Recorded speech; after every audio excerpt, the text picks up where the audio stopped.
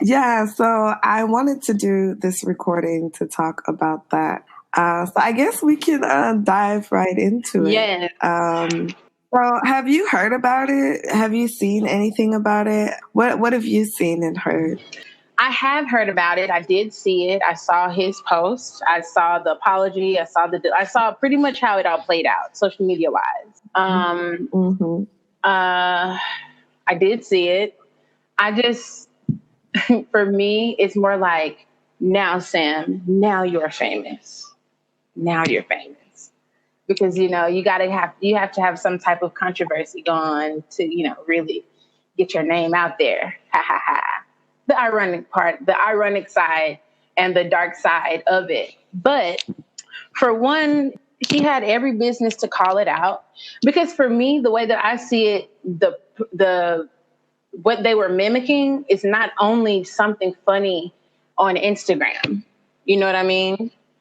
It's just not like a this is so funny.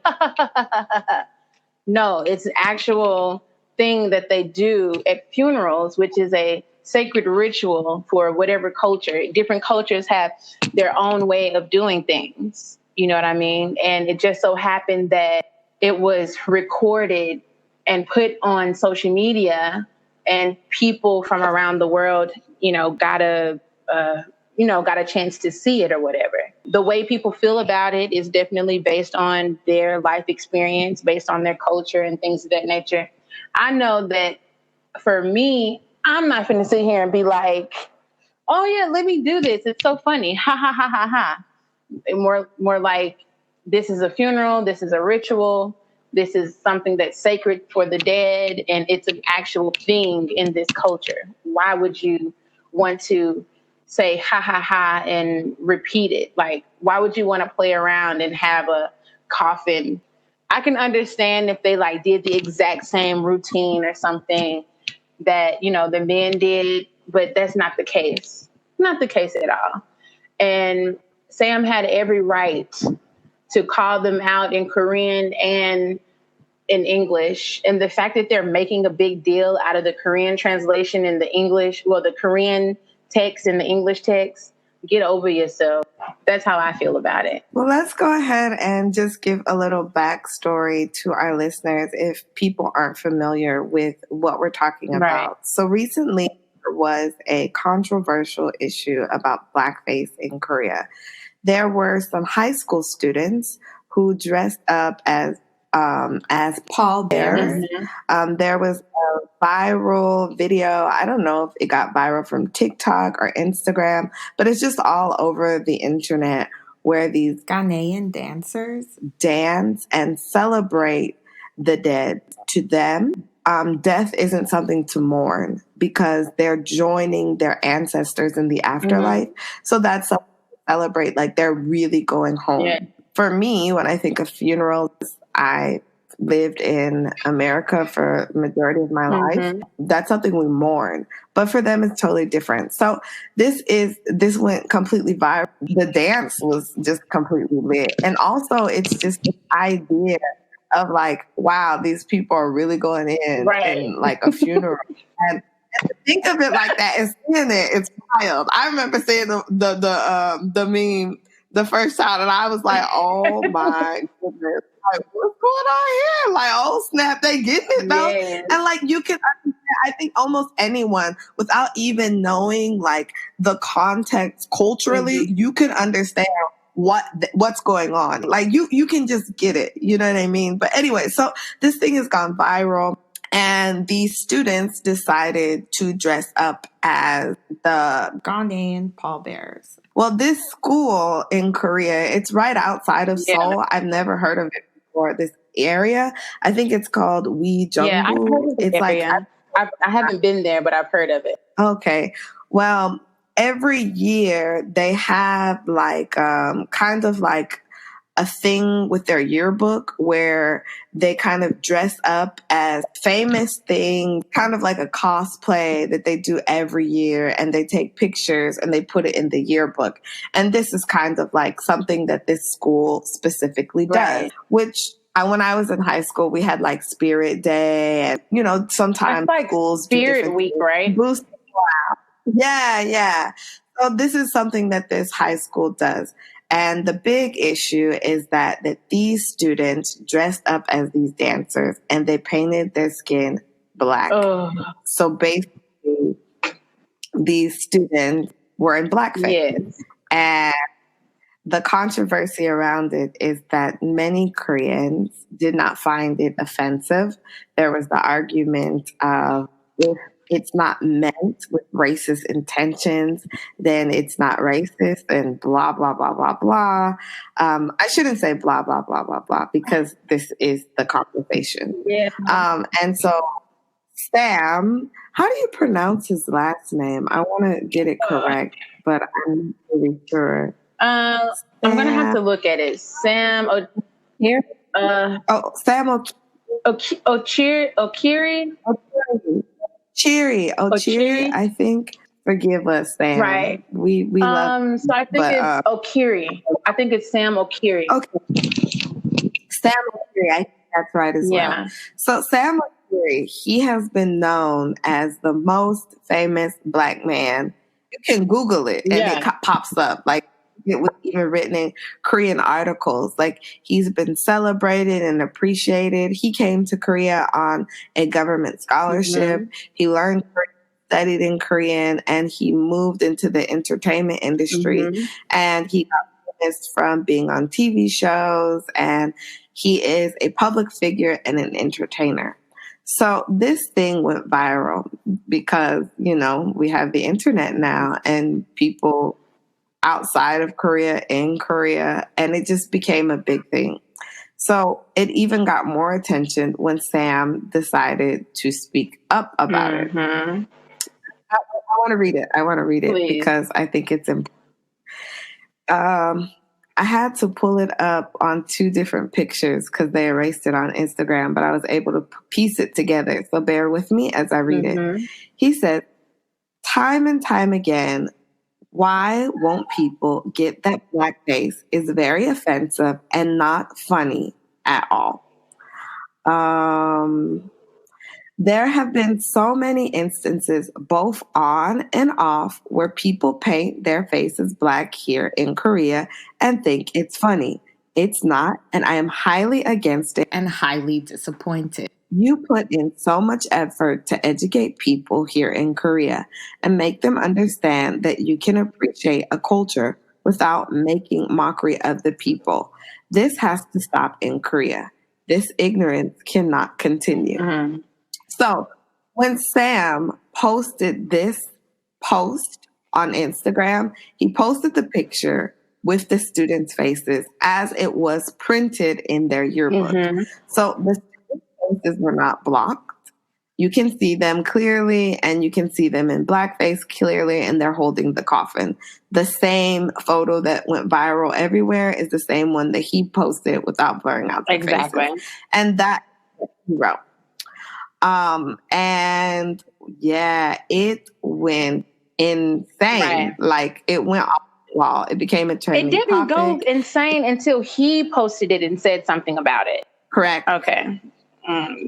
It was already viral. That's how he saw it. But the issue kind of moved to the forefront because he is famous. He's actually from Ghana, where they do this actual cultural traditional thing. Yeah. Yes. So he says that. And there was actually a petition created to get him deported. Girl. That's how people were, and I looked into the petition. It was a petition created through the Blue House, and anybody can make a petition for anything, I guess. So some people are like, oh, it's not that serious, but it's just a simple issue that it was created, that it was able to be created, and people signed. Correct. Okay. It was already viral. Yeah. That's how he saw it. But the issue kind of moved to the forefront because he is famous. He's actually from Ghana. Like, people were very upset at this man. And yeah. So shortly after that, May I add something? So I ended up watching a few, commentary videos about it because, I know of Sam and I've met him. I've worked with him with some things, and he's looked out for me on some, securing some things. So it's like the commentary that that I listened to, one of the guys took the time to literally like use data to see who was making most of the comments. And I found this very interesting. So most of the comments were made by Korean men and people that were in between the ages of like 20 and 40. Men though. So I just wanted to add that. That's not surprising at all, actually. I just want to add that just to, but anyway, so we were talking about the petition, which is crazy.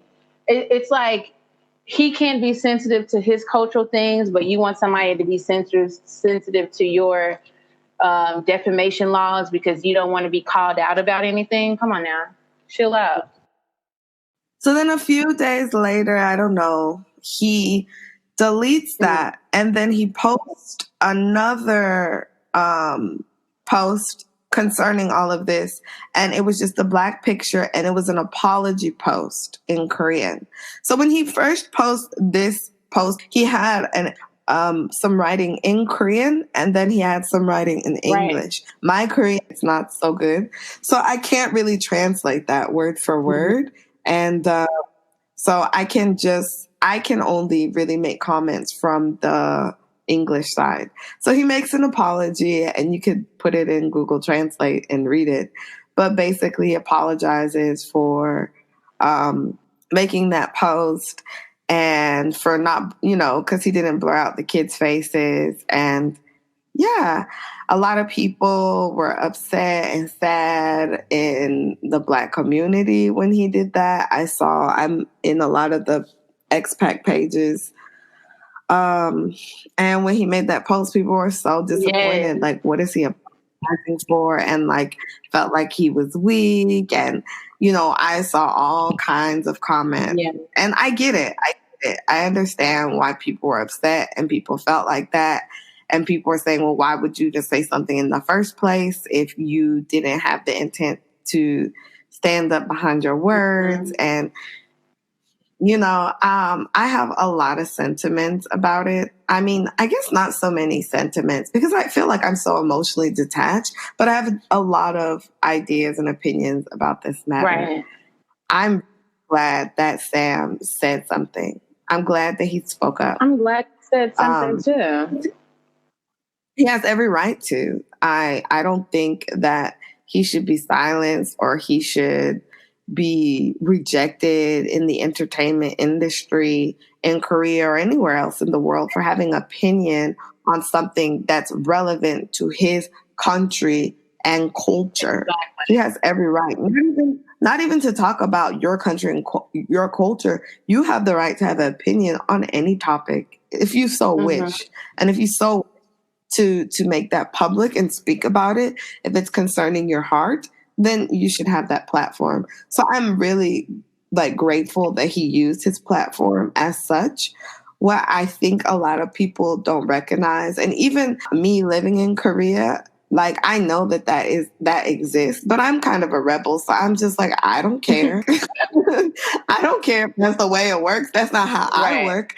I know how the entertainment industry in Korea is all about who you know, and celebrities are not able to have any type of controversy around them, and people get written off so quickly for disagreeing with something or having their own opinion about an issue. And it's interesting because you can even look at all these K-pop idols. They're brought up in the industry, and every move that they make, everything they say on interviews, it's really, really done through the lens of their, record label. Right. They're not allowed to go places. They can't date people. They can't go to clubs, drink. They can't have their own personal life.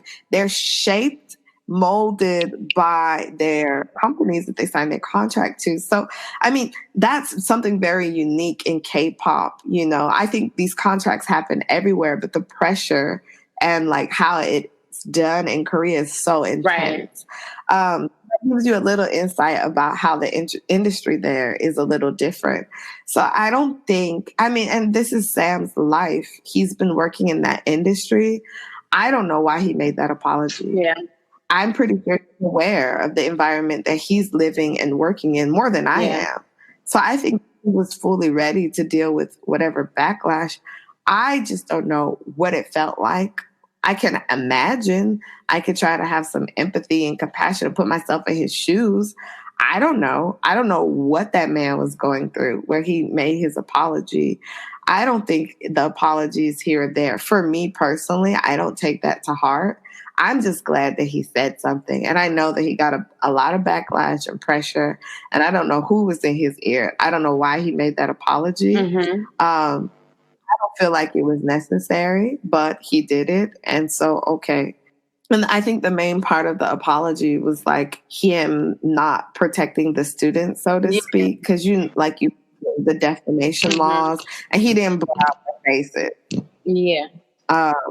So like reading it, I don't feel like he personally attacked the kids at all. I don't think that's what the issue was about. The issue is just that this shouldn't be done. Anyways, and one more last fun fact about this whole thing. I shouldn't say fun fact because it's not a lot. It's not fun. But that's just how I talk, so excuse me. But the actual creators of the meme, the pallbearers, actually like commended the student for their parody, like for their whole dressing up was like, oh, thank you, great job, kind of thing. So that threw in a whole nother. Hold up, where did you see this? On the internet, girl. Let me see if I'm gonna like go through my computer right now and see if I can pull up word for word what they say. But yeah, they condemn, or like they condone it. They don't condemn the action of blackface at all. They're just like, yeah, great job, thank you for showing us love, we're showing you love, kind of thing. I mean, I guess that's a way to see it, but come on now. Well, you know, and I also think that like in a place like Ghana, they're not doing blackface in a way that it's seen negative.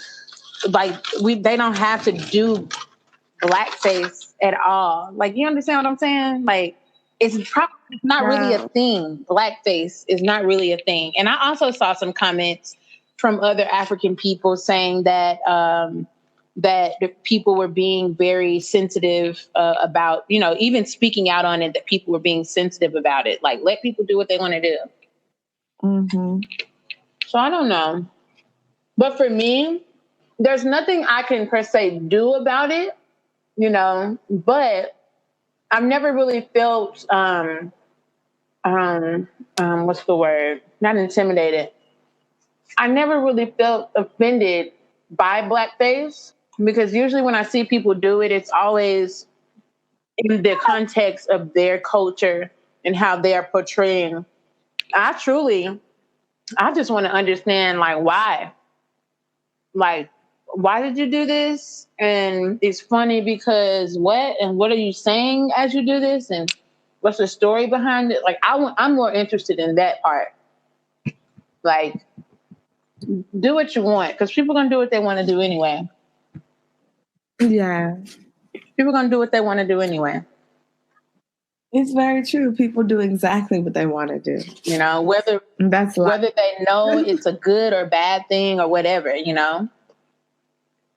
They're going to do it. But I can see that, like, but still, blackface is so tacky. The history behind it.